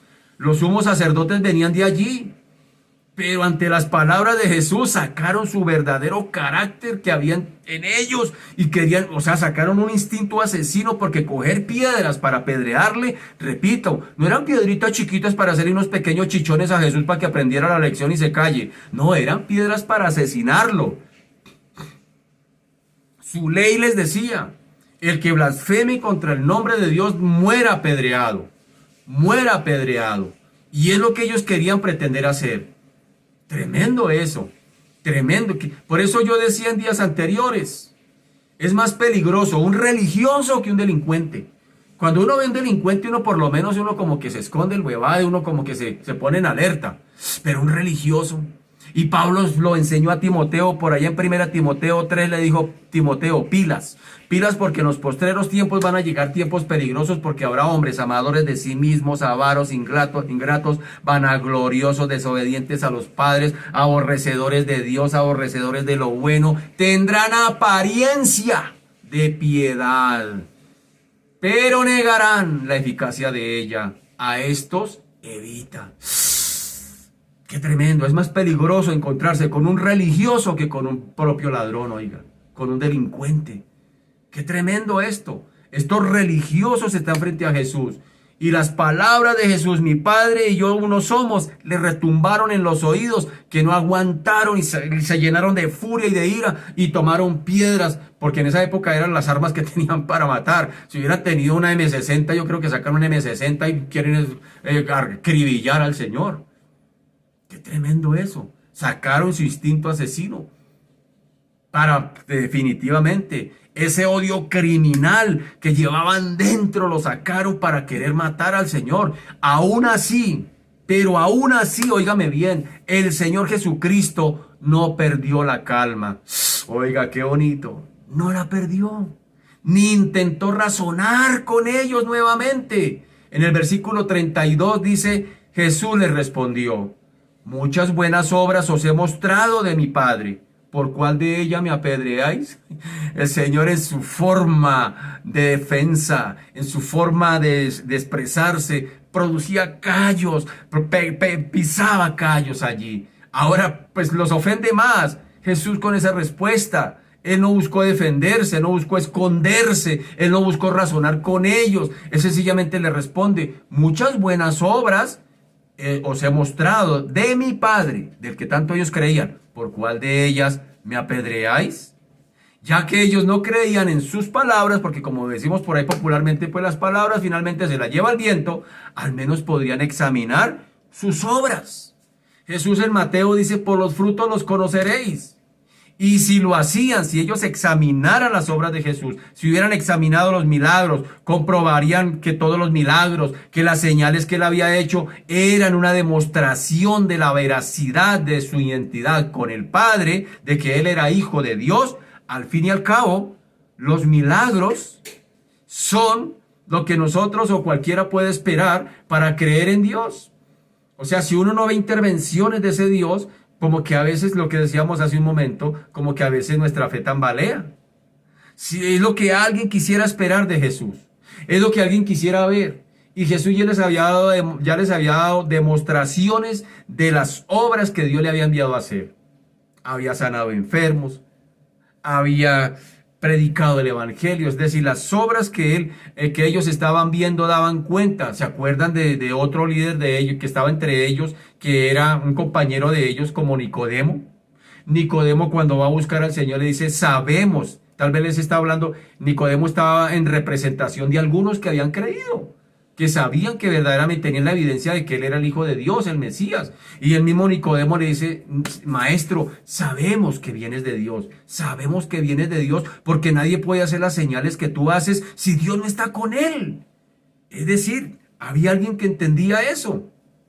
Las señales de Jesús eran evidencia, eran prácticamente así que con las piedras que todavía tenían en sus manos allí mientras Jesús les está diciendo esas palabras, tuvieron que enfrentarse nuevamente a esa realidad. Tuvieron que enfrentarse con las obras que Jesús había hecho delante de ellos. Ellos ya tenían esa evidencia. Jesús les preguntó, muchas buenas obras os he mostrado. Muchas buenas obras os he mostrado. Ellos ya las sabían. De mi Padre les está poniendo. ¿Ustedes creen en Dios? Mire las obras que he hecho. De mi Padre. ¿Por cuál de ellas me van a apedrear? Qué tremendo eso. Pero, ¿qué podían contestar ante eso? ¿Qué podían responder ante esa situación? ¿Qué podrían decir? El apóstol Pedro resumió el ministerio del Señor Jesucristo con estas palabras por allá, cuando él dijo en Hechos 10:38, él dijo, Dios ungió con el Espíritu Santo y con poder a Jesús de Nazaret, y éste anduvo haciendo bienes y sanando a todos los oprimidos por el diablo, porque Dios estaba con él. ¿Sí nota? Eso lo proclamó el apóstol Pedro allá en Hechos 10:38 en la predicación en la casa de Cornelio. ¡Qué tremendo! Toda la vida del Señor Jesucristo había sido un continuo hacer el bien a favor de los necesitados. Toda su vida había sido invertida en beneficiar a otros. De hecho, Jesús, cuando hacía milagros, nunca Jesús usó de su poder para hacer milagros para beneficiarse a él, y mucho menos a sus discípulos. Usted nunca ve en la Biblia que Jesús haya hecho un milagro para beneficio propio o para beneficiar a su equipo de trabajo. El mismo apóstol Pablo, inclusive, aunque no anduvo con Jesús, el mismo apóstol Pablo, el mismo apóstol Pablo le dice al Señor, Señor, he orado para que me quites este aguijón que tengo, pero tú me has dicho que me baste tu gracia. Es más, mire, Timoteo está enfermito del estómago y no voy a orar por él. Es más, mire, Tíquico casi se me muere, pero tampoco voy a orar por él, porque nos basta tu gracia. Qué tremendo eso. El mismo Señor Jesús nunca usó de sus milagros, de su poder para hacer milagros para beneficiarse a sí mismo. Todo lo que el Señor hacía era en beneficio de los demás, en beneficio de otro. Y eso lo sabían los fariseos, lo sabían los saduceos, ellos conocían todo eso. Por eso Pedro más adelante lo predica allá a los gentiles, porque está en casa de Cornelio, de un gentil. Y les dice, Dios ungió con el Espíritu Santo y con poder a Jesús de Nazaret. Y este anduvo haciendo bienes y sanando a todos los oprimidos por el diablo, porque Dios estaba con él. Toda la vida del Señor Jesucristo, todo su ministerio terrenal, siempre fue en función de beneficiar a otros. No podían oponerse a esto. Así que dijeron en el versículo 33, por buena obra no te apedreamos. Oigan eso, si notan, ellos lo conocían muy bien. Sino por la blasfemia, porque tú siendo hombre te haces Dios. Ese era el problema con el cual chocaban estos líderes religiosos. No podían resistir que alguien dijera, se atribuyera a ser Dios o venir de parte de Dios. Eso para ellos era un choque religioso, ritualista, un choque espiritual muy fuerte. Así que no podían resistir eso. Las buenas obras ellos las habían calificado. Sí, calificamos tus buenas obras, pero es que te vamos a apedrear es por la blasfemia que tú estás diciendo, porque tú estás diciendo, pero era una contrariedad, porque el Señor estaba haciendo las obras, digo, de mi Padre. Las que mi Padre me envió a hacer, el que tanto ustedes creen, en ese Dios que ustedes han creído por siglos. Ese Dios me mandó a hacer unas obras y las obras de mi Padre hago. Yo no hago nada por mi propia cuenta. Y sin embargo todavía como que chocaban. Es decir, recibían los milagros de Jesús, pero no querían al Jesús de los milagros. Algo que pasa hoy en día más o menos. Mucha gente simpatiza con Cristo. Quieren que Cristo les solucione la vida. Quieren que Cristo obre de una manera milagrosa en sus vidas. Pero cuando Cristo les dice, si alguno quiere venir en pos de mí, tome su cruz, nieguese a sí mismo y sígame. Entonces le dicen, no, Señor, deje así. Gracias, muy amable. Gracias por esa invitación. Quieren los milagros de Cristo, pero no quieren compromisos con Cristo. Quieren seguir viviendo sus pecados, quieren seguir viviendo su vida como se les antoja. Quieren seguir viviendo a su manera, pero quieren milagros de Cristo. Qué ilógico. Era lo mismo que estaba sucediendo con estos. Ellos habían visto las señales, ellos habían visto los milagros de Jesús, eran palpables. Nicodemo también lo confesó, y sin embargo ellos no querían nada con el portador o con el hacedor de estos milagros. No querían nada con Cristo. Creían en Dios, decían creer en Dios, pero sin embargo querían matar al Hijo, lo querían asesinar. Los judíos definitivamente ignoraron las evidencias e insistieron en acusarle de blasfemo. Qué tremendo eso. Pero al hacerlo mejor, dieron a entender con claridad que no ponían en duda que los milagros de Jesús, que el Señor había hecho, y que los evangelios los relatan, y los 4 evangelios están relatados, y que este testimonio fuerte y hostil era muy importante para ellos. Es decir, la misma forma en que ellos se expresaban o reaccionaban hacia Jesús, esa misma reacción estaba, más que negar que Jesús era el Hijo de Dios, lo estaban confirmando. Por eso hay un dicho por ahí que dice, al árbol que no da fruto no se le tira piedra. Es decir, porque si un árbol no da fruto, ¿para qué tirarle piedras? ¿Para qué si no tiene nada que dar? Pero el árbol que da fruto le tiran piedra. Así que todas esas evidencias, toda esa hostilidad de los judíos, todas esas reacciones de ellos hacia Jesús, todo ese odio acérrimo hacia Jesús, no estaban haciendo otra cosa más que en lugar de desvirtuarlo, lo que estaban haciendo era confirmarlo como el Mesías venidero, como el que vendría. Así, porque se trataba nada más y nada menos que de testigos presenciales. Por eso lo querían matar. Es decir, eran testigos que estaban ahí en primera mano, que vivieron en aquella época y que no tenían ni la más mínima predisposición para aceptar toda, o mejor, nada milagroso de parte del Señor. Ellos estuvieron ahí.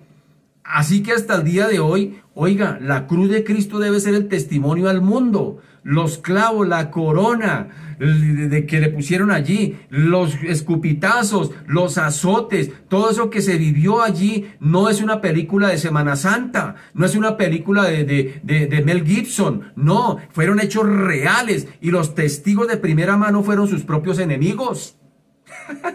Ellos, en lugar de apagar y opacar el evangelio, lo que hicieron fue darle luz a todo el evangelio.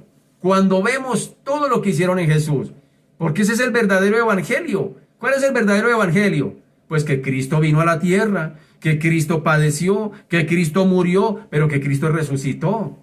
Ese es el evangelio. El evangelio es Cristo mismo. No es algo, no es una historia, no es una fábula, no es una crónica. Es Cristo mismo que vino a la tierra, Dios mismo encarnado, sufriente aquí, padeciendo aquí. Pero que en lugar de desvirtuar esa obra, cuando recordamos esos momentos, eso en lugar al día de hoy, en lugar de desvirtuar y llevarnos a la incredulidad, al contrario, debería llevar al pecador a creer en esa realidad. De decir, oiga, por algo fue que lo mataron, por algo fue que lo asesinaron, por algo fue que lo crucificaron a él. Definitivamente sus propios enemigos, en lugar de acallarlo con la muerte en la cruz, lo que hicieron fue confirmar que Cristo era el Mesías esperado, que vino a traer salvación a esta humanidad. ¡Qué tremendo eso! Ellos querían opacarlo, lo que hicieron. Entre más peleaban con Jesús, más confirmaban que Él era el Mesías. Y hasta el día de hoy, esa es la evidencia que tenemos, porque ellos, quienes crucificaron a Jesús, fueron los testigos de primera mano. Que Dios nos ayude, que Dios nos ayude. ¿Quieres más pruebas? Qué tremendo, bienaventurados los del Antiguo Testamento, como dice en Hebreos capítulo 11. Aquellos sin ver nada, solamente viendo una promesa, caminando en una promesa y sin ver nada, prometieron algo mucho mejor para nosotros. Ellos no vieron nada, sin embargo se mantuvieron firmes en la fe. Y por eso dice en el versículo 12 de Hebreos: así pues, nosotros, teniendo en derredor nuestro tan grande nube de testigos, toda esa gente del Antiguo Testamento, despojémonos de todo peso y del pecado que nos asedia y corramos con paciencia esta carrera que tenemos por delante, puesto los ojos en Jesús, el autor y consumador de la fe. Qué tremendo, nosotros tenemos el panorama completo. Qué bendecidos somos, qué bendecidos somos. Tenemos todo el panorama completo y sin embargo a veces nos cuesta creer. Sin embargo a veces nos decepcionamos cuando oramos y no vemos nada. No veo respuestas. ¿Qué pasa, Jesús? ¿Será que tú no eres real? ¿Será que estoy perdiendo mi tiempo? Todavía como que no tenemos una esperanza futura de que ese Cristo sufriente que vio Juan aquí en la tierra y que del cual escribió en su evangelio, más adelante escribe en su libro de Apocalipsis, no ve a un Cristo sufriente sino a un Cristo glorificado. Ve un Cristo diferente, no era el Cristo sufriente, sino el Cristo en todo su esplendor y gloria en el capítulo 1 de Apocalipsis, y de él narra, y de él empieza a contarnos en el capítulo 3, en el capítulo 4, en el capítulo 5 de Apocalipsis, de ese Cristo glorificado en todo su esplendor y su gloria. Qué tremendo eso. Y hasta el día de hoy, todavía la humanidad quiere más pruebas, quiere más pruebas, quiere más pruebas. Demuéstreme más para yo creer. ¿Más pruebas quieres? ¿Más pruebas quieres, mi querido? Los mismos, por eso digo, al árbol que no da fruto, no le tiran piedra. Y si a Jesús le querían tirar piedra, era porque él definitivamente estaba confirmando que era el Mesías, que Dios había enviado a esta humanidad para salvarla. Que Dios nos ayude a creer, que Dios nos ayude en esa incredulidad. Que Dios ayude a nuestras familias, que Dios ayude a aquellas personas que todavía están buscando sencillamente respuestas, que están buscando evidencias todavía para decir, si yo no veo, no creo. Marta decía, si yo no veo, no creo. Y el Señor le dijo, Martica, tienes que primero creer para ver, para que veas la gloria de Dios. Así que Dios nos ayude, mis queridos. Amado Padre, te damos gracias en esta mañana, te bendecimos, Señor. Padre, gracias. Porque, Señor, las evidencias están claras, las cartas están echadas, todo, Señor, está sobre la mesa. Ya no hay nada más que hacer. Tú dijiste, Señor de la gloria, Padre amado, Dios de la gloria, que todo estaba completo, que todo estaba pleno, bendito Señor, Dios de la gloria. Tú dijiste que todo ya estaba hecho, consumado es, dijiste tú con tus propias palabras. Ya no hay nada más que hacer. Ahora lo que le corresponde a los seres humanos es creer. es creer, aunque por supuesto no estuvimos allí. Pero Señor, el libro de Juan nos da el relato, bendito Señor, de que hubo unos testigos de primera mano. Y qué curioso, los testigos de primera mano que confirmaron que Jesús era el Mesías fueron sus propios enemigos. Fueron los propios fariseos, los propios saduceos, los propios escribas, el propio Sanedrín. Ellos testificaron, ellos hablaron más fuerte, inclusive predicaron más fuerte el evangelio que tal vez posiblemente el mismo apóstol Pablo. Qué tremendo, con su hostilidad, con su reacción asesina hacia Jesús. Y lo que hicieron fue, en lugar de terminarlo, en lugar de opacarlo, en lugar de sacarlo de la carrera, lo que hicieron fue confirmar que realmente, con su hostilidad, confirmar que realmente Jesús era el Mesías, el que ellos tanto esperaban, el que había venido a salvar al mundo. Han pasado 2021 años, bendito Señor Dios de la gloria, y tenemos la evidencia clara, Padre amado. Por supuesto, Padre amado, los apóstoles predicaron. Pablo predicó el evangelio a los gentiles, pero los fariseos, los saduceos, los escribas también predicaron. También testificaron de Cristo con su hostilidad, con su instinto asesino, con su intención de matar a Jesús, con la cruz, llevándolo a la cruz, con los azotes, con los escupitazos. También predicaron de Cristo, dieron testimonio y fueron testigos de primera mano, en primera línea VIP, de que Cristo es el Mesías esperado. Señor Dios de la gloria, más evidencias esperamos. Más evidencias quieren nuestras familias, más evidencias quieren nuestros amigos, nuestros familiares, más evidencias quiere este mundo, bendito Señor, de que tú eres el Cristo, de que tú eres el Mesías, de que tú eres el Salvador. Más, Señor, Dios de la gloria, Padre amado, ya no puede hacer más, ya lo diste todo, bendito Señor. Ahora la cuestión es de creerlo, la cuestión es de aceptarlo, la cuestión es de recibirlo. Señor, Dios de la gloria, hoy oramos a ti por esta humanidad, Señor Dios de la gloria, que aún teniendo las pruebas latentes, bendito Señor, todavía se niegan. Y el problema no es el mensaje. El problema no era el mensaje que Jesús traía del cielo, de parte del Padre. El problema tampoco era el mensajero, tampoco era Cristo. El mensaje estaba en los oídos y en el corazón de aquellos oyentes que por su religiosidad habían endurecido el corazón a aceptar el mensaje de Cristo. Señor, hasta el día de hoy pasa lo mismo. Hasta el día de hoy, Señor de la gloria, mucha gente quiere buscar excusas. Es que esos predicadores, es que esos pastores, es que esos cristianos, es que no sé qué. Todavía están buscando, Señor, respuestas en el mensajero, pero no le ponen cuidado al mensaje. Todavía, Señor, están buscando las fisuras en la vasija, pero no quieren recibir el mensaje que viene dentro de la vasija. Bendito Señor, Dios de la gloria.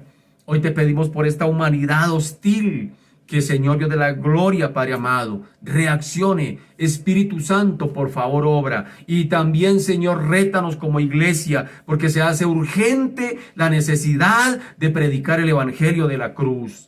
Necesitamos predicar el evangelio de la cruz. Ya dejemos de predicar tanta basura y prediquemos el evangelio de la cruz, porque es lo que este mundo necesita, Padre amado. Señor, ayúdanos, por favor, como predicadores, bendito Señor, a no irnos por entre las ramas. Jesús nos dio una lección. Cuando lo querían asesinar, Él no cambió el mensaje. El mensaje siguió siendo el mismo. Él no dijo, espera un momentico a ver qué le arreglo al mensaje para querer de pronto congraciarme con ustedes. No, Él siguió firme en sus declaraciones, no lo cambió. Señor, ayúdanos a aprender eso. A aprender de ti, el predicador de los predicadores. A aprender de ti, Señor Dios de la gloria. A pesar de las piedras, a pesar de lo que venga, de la hostilidad, tal vez no vamos a ser muy queridos, pero Señor Dios de la gloria, es lo que nos corresponde hacer. ¿A quién queremos agradar? ¿De quién queremos buscar el reconocimiento y la aprobación? Es la pregunta para ti, predicador, para ti, maestro de Biblia. Señor Dios de la gloria, ayúdanos, Padre Santo, a hacer la tarea como corresponde, porque este mundo nos está demandando eso. Señor, te damos a ti la gloria, te damos a ti la honra y te damos a ti la alabanza, Padre, en el nombre de Jesús. Amén y amén. Mis amados, Dios me los bendiga a todos y todas. Que este día sea un día, hermano, de muchas bendiciones. Que la gracia, la misericordia del Señor esté sobre sus vidas. Recuerde que hoy jueves a las 7 de la noche tenemos otro espacio maravilloso, Tiempos del Porvenir, el estudio sistemático del libro de Apocalipsis, también del escritor el apóstol Juan. Así que lo espero a las 7 de la noche, no te lo pierdas. Hermanos, Dios los bendiga, un abracito para todos. Chao, bendiciones.